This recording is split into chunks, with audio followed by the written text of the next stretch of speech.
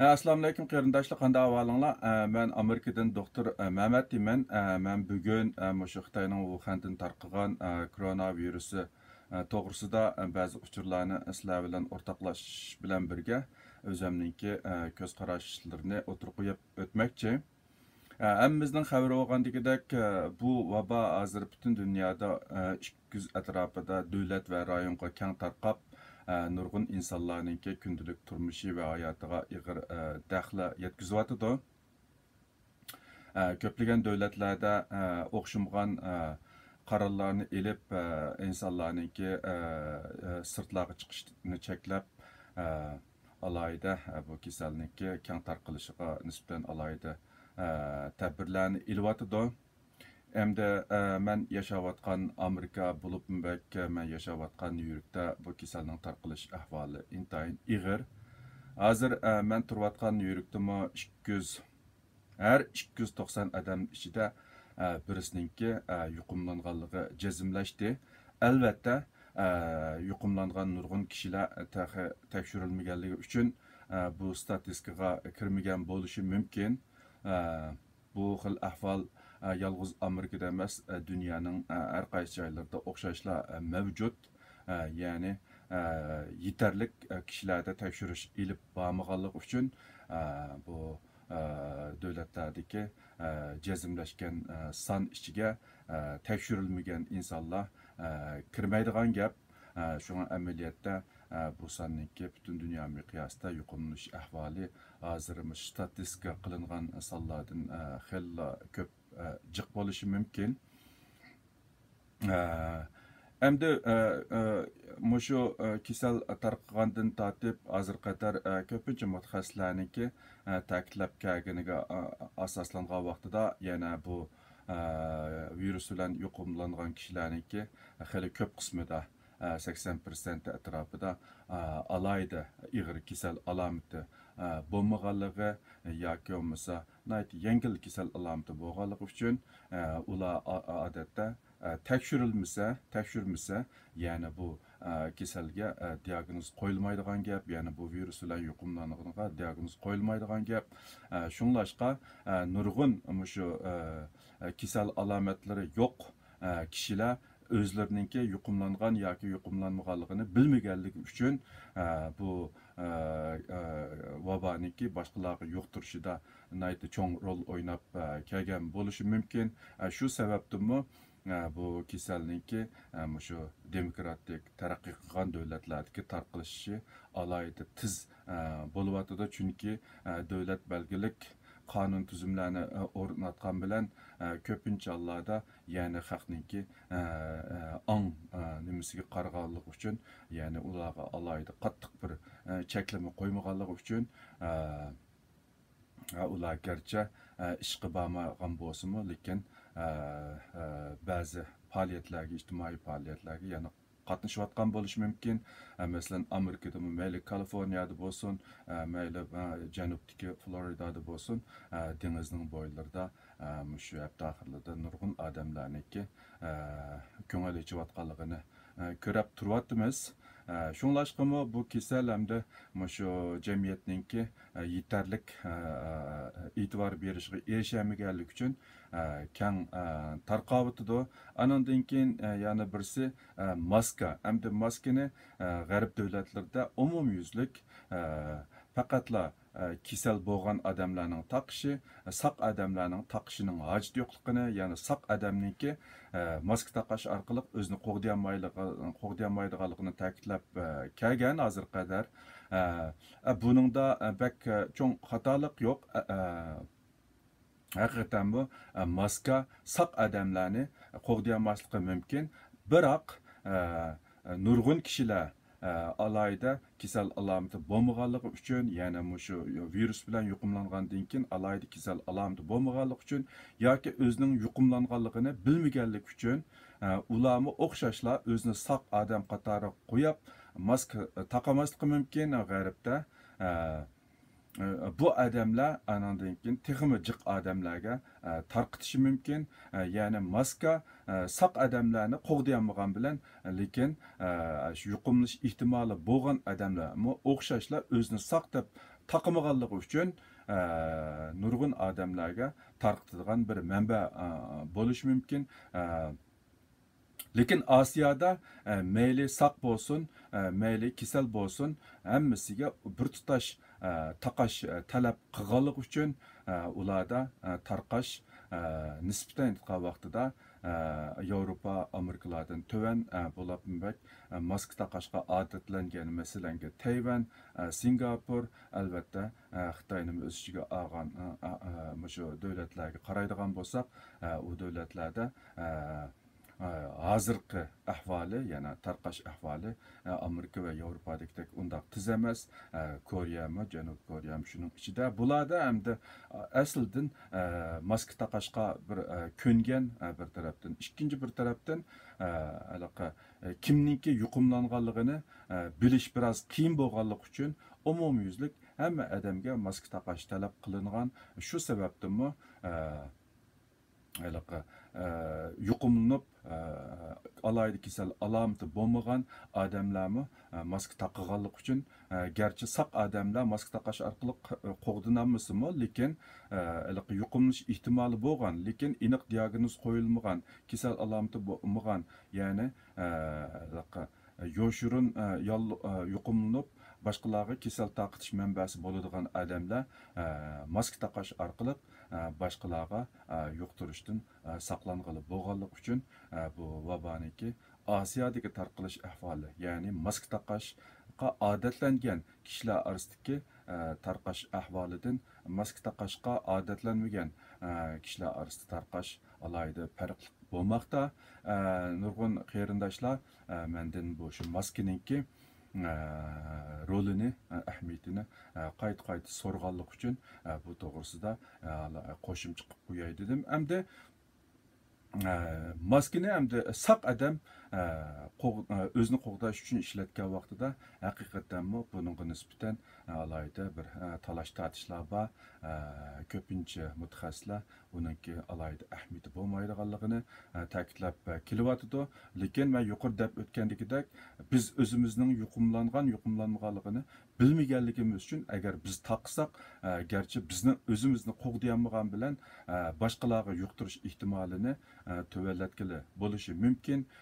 Undan boshqa anadaki faqatla o'zimizni qo'g'dayman degan maqsad taqqigan vaqtimizda cho'qim bu maskani bek uzun muddat ishlatishni saqlanishimiz, ya'ni vaqtida almashtirib turishimiz kerak.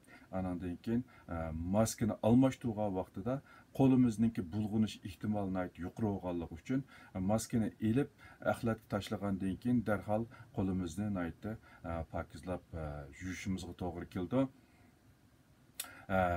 Hamda ba'zi qarindoshlar mendan shu kisel alomati yo'q vaqtida, ya'ni kisel yuqumlanganligini bilmagan odamlarniki shu kisel nimani, virusni yuqtirish ehtimoli qanchalik deb so'rag'achqa bunimi bu yerda maska bilan birga qo'shimcha qilib o'tdim. Ya'ni mundaqcha aytgan vaqtida kisel alomati yo'q deganlik u odam virus bilan yuqumlanmadi deganlik emas. Faqat yuqumlanish ehtimoli bo'lsa ekansa, mayli kisel alomati bo'lsin, bo'lmasin, boshqalarga cho'qim taqitishi mumkin. Shunga buningdimi menda kisel alomati yo'q, boshqalarga taqatmayman deydigan qarashda bo'lmaslik kerak. Bo'lapinbek shu boshqa yerlarga sayohat qilib kelgan vaqtida 2 hafta o'zini ayrim tutish, ba'zida hatto undan ortiq vaqt o'zini ayrim tutish nayta muhim. Chunki bu kasallikka yoshirin mazgili garchi 2 kundan 14 kun deb qaralgan bo'lsa-mu, biroq ba'zi odamlarning 27 kungacha alayda kisel alomat chiqmaydiganligi ma'lum. Shunga kisel alomati yo'qligi u odamning yuqumlanmaganligidan derak bermaydi. Faqatla tekshirib saq deyilgandan keyin saq hisoblanishi mumkin. Buning ustiga masalanga bugun tekshirib saq degan bo'lsa, ya'ni 3 kundan keyin shundaq yuqumlanganlar bilan yaqin aralashgan bo'lsa, uningdan keyinmi yuqumlanish ehtimoli bor. Ya'ni tekshirib yuqumlanish yo'q degan bo'lsa, faqat shu kuniga vakillik qildi, uningdan keyingi kunlarga vakillik qilmaydi. Shunga bu kasal Ninki mushu saqlanishniki ta'sirliki murakkabligi anandan keyin dunyodagi ko'p keng tarqalishniki muhim bir sabablari mushu bo'lsa kerak. Anandan keyin ba'zi qarindoshlar mushu sirtdan tamoq yemak ichmak yoki har qanday bir narsa buyurgan vaqtida u bexatarmi deb so'rgan bo'ldi. Undan boshqa anandan keyin pochtadan kelgan xatchaklarniki bexatar emasligini so'rgan bo'ldi. Hamda buni mayli o'zimiz bozorga chiqib yemak setib olib kelgan bo'laylik yoki birisiga buyurtib ilib kelgan bo'laylik yoki pochtadan avvalgan xat bo'laylik. Bu xatni tutgan vaqtida cho'qim alayda ehtiyot qilishimiz kerak. Ya'ni ikki xil usul qo'llansak bo'ldi. Birinchisi palay bilan tutib tashqi qapchiqlarni tashlab o'tgandan keyin anandan keyin uni palayni tashlab o'tsak, ichidagilarni bexatar deb qarag'anni qo'limizda tutsak bo'ldi. Yoki bo'lmasa, palay bo'lmasa, uni shu xat yoki yemak-ichmakliklarning hammasini akirib muvofiq bir taraf qilib bo'lgandan keyin qo'limizni aytib pokiz yuvishimiz kerak. Ya'ni sirtdan kirgan gumonliq narsalarni tutgan qo'l bilan yuz ko'zimizni tutishdan saqlanishimiz kerak. Bu nayta moyum. Anandan keyin bu virusninki o'zi asosli tarkibi, ya'ni oqsil bo'lganlik uchun oqsil 60 gradus temperaturada shakli o'zgarib, ya'ni o'zining asldagi iqtidorini yo'qotadi. Shunga mayli xatchak olsun, mayli mushu yemak ichmak olsun, shuni mushu duxovkaga silib 60 gradus issiqlik bilan, ya'ni ko'ymaydigan holatda 60 gradus issiqlikda masalan 1 soat duxovkaning ichida qo'yib qo'ysak, bu narsalarniki ya'ni yuzidagi viruslarning hammasi o'lishi mumkin. Agar duxovka bo'lmagan vaqtida yoki 60 gradus unda qizitilgan sharoit bo'lmagan vaqtida shu tigidan iqib ketadigan ashtaqa suv bor yerda, ya'ni munchiga o'xshash suv yerda shu optallar suvni qo'yib o'tiblarkansa 5-10 minut juvatgan vaqtida garchi u virus o'lmagan taqdirdami hammasini pak-pakiz jupla tövalib yo'qotib bo'lishi mumkin. Shunga agar mush sirtdan yemak ichmak buyurtib kelib uyda yemakchi bo'lgan qarindoshlar, agar buningga nisbatan ko'ngilda bir xil xotirjamsizlik bo'lsa, mush usullarni qo'llansanglar, meningcha cho'ng masala qolmaydi. Bilabek shu duxovkaning ichida 60 gradus issiqda 1 soat qo'yib qo'ysa, mayli xatchaklar olamdi yoki boshqa narsalar olamdi, 1 soat qo'yib qo'ygandan keyin buning tarkibidagi viruslar ya'ni oqsil bo'lganligi uchun u asosan ketishidi, ya'ni aslidagi shaklni o'zgartirib ishlamas holatga keladigan gap. Bu bir yaxshi usul. Shunga agarda biz shu xatarlik ehtimoli borligini o'ylaganlar ishli bo'lsa, bunga cho'qim bir chora tepiladi. Yaxshi diqqat qilsak, o'zimizni qo'g'dash imkoniyatimiz tamoman bor. Anadan keyin ba'zi qarindoshlar shu homila, shu virus homila bo'lgan ayollarga qanday ta'sir qiladi degan savollarni so'ragan bo'ldi. Hamda bu haqda o'xshamagan davlat o'xshamagan doktorlarda bir qism tadqiqotlarni ilib borgankan, hamda bu virus biz insonlar tomonidan rasmiy tonilg'ili bir 2-3 oy bo'lganligi uchun bu virusga, ya'ni bilmaydigan nurg'un masalalar bor. Shundaqdimi hozir ayon bo'lgan bu ahvolga qaragan vaqtida, ya'ni bayqalgan ahvol qaragan vaqtida bu homila ayol bu virus bilan yuqumlangan vaqtida bolaga yuqish ehtimoli bor.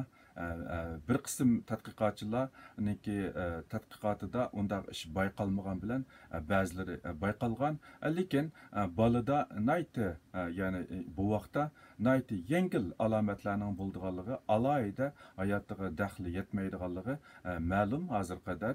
Lekin bu tadqiqot qatnashgan bu homila ayol yoki bu vaqtlarniki soni jihatda biroz oz bo'lganligi uchun bu texmi ko'p tadqiqotlarga ehtiyojli. Andan keyin ikkinchi xatiri mushu homila ayolda balkim mushu bolaniki baldir tug'ilib qilishni keltirib chiqarishi mumkin degan qarashlar bor. Andan keyin uchinchi xil ahvolda agarda bu homila ayolda mushu o'pka yollig'ini paydo qilsa, yana kasal alomatlari ko'rilgan bo'lsa, bu kasal alomatlari homila ayolningki bola tug'ish jarayonidagi ahvolini biroz murakkablashtirib o'tishi, ya'ni xatarlik yo'linishga so'rab menishi mumkin ekan.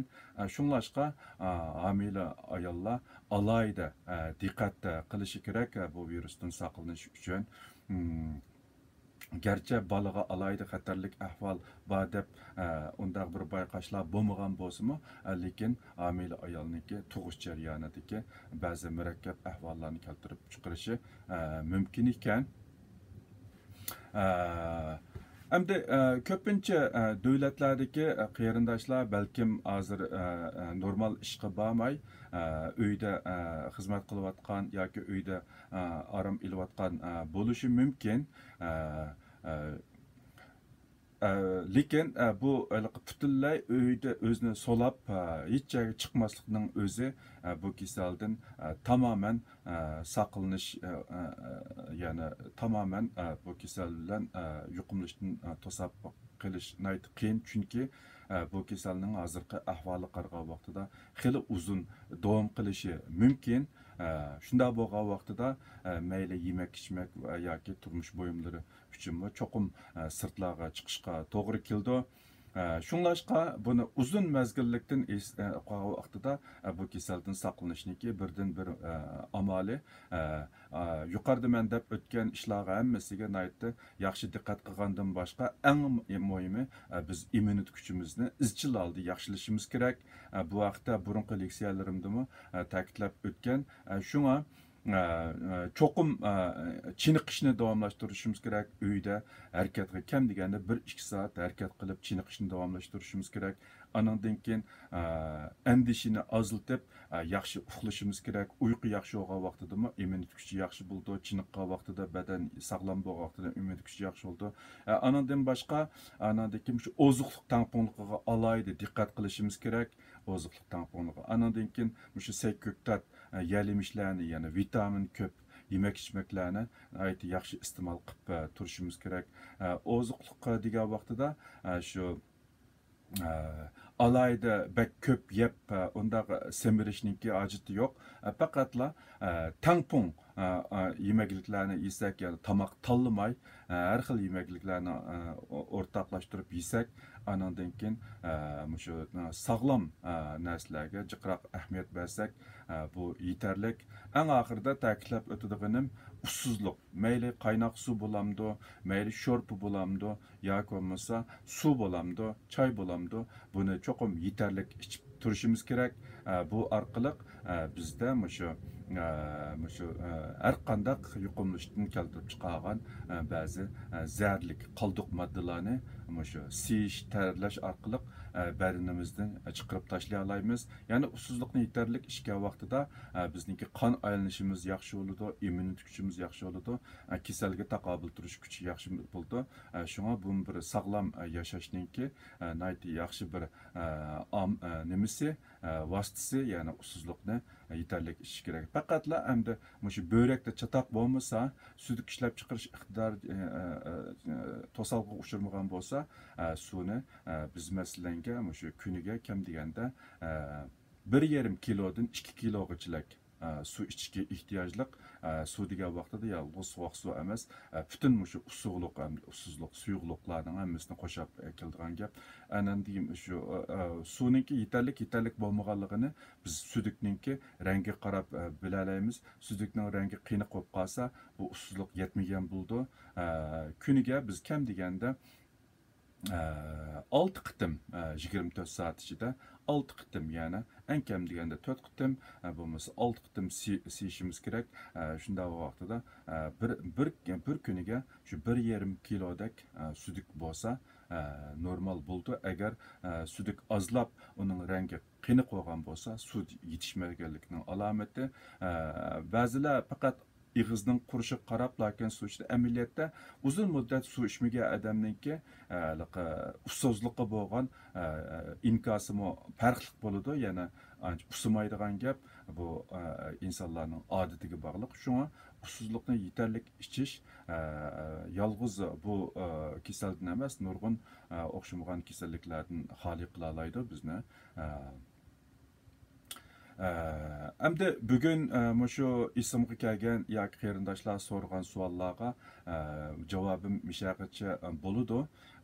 Agarda o'xshamagan qarindoshlarning yana boshqacha savollari bo'lib qolsa, men hammani yig'inchoqlab birga javob berishga tirishman.